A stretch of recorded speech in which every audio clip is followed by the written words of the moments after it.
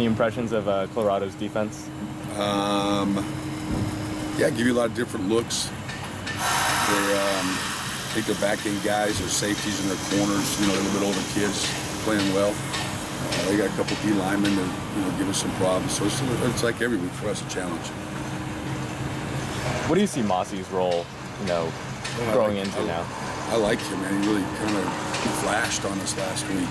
He came in, TD went down, and so Mossy kind of got pressed into service wide, and he was really an F anyway. So, but we put him at the other slot spot. And I thought he came in, and he's just, he's kind of an instinctive kid football-wise. He's tough.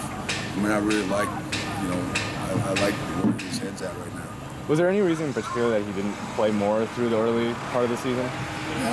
He's a freshman, and you got Devin Fuller in front of you, and you got Thomas Duarte and those guys. That happens a lot in football. When diamonds in the rough, you don't know about till you ask her to marry you. How big of an asset is it that? Wow.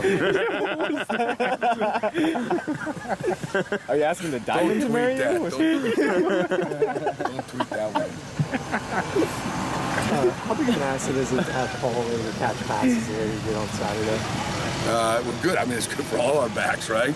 I mean, that's kind of the prerequisite to play, in these styles of offense, these spread offenses, because, you got to have a kid who can catch the ball at running back. We're not an I team where we just hand it to him, and throw it to the receiver.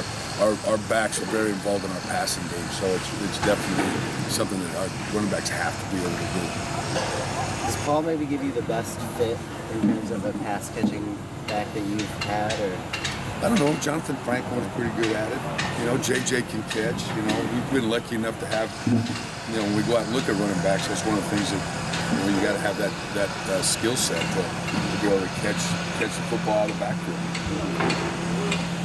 Cal, you guys threw a lot of wide receiver screens. Guys are saying this week it's sort of taking what the defense was giving you. When that, those wide receiver screens are really, Brett's not really showing off his arm. He's not really running as much. Do you almost feel the need to give him more runs or do something to kind of exploit his strengths? Do you see what I'm saying? No, I mean, his runs I don't know. I don't want to give him more runs. He already had 95 yards rushing.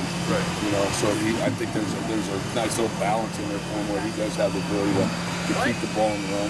Now, some of those yards obviously come out of passes where he's scrambling and running.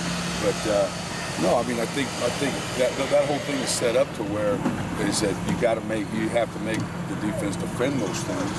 All right, and then once they defend them, hopefully it opens up some runs for the others. Do you feel like it's getting to a closer point where you can actually have a choice of what offensive lineman you want to play? Because some guys are coming back from injury.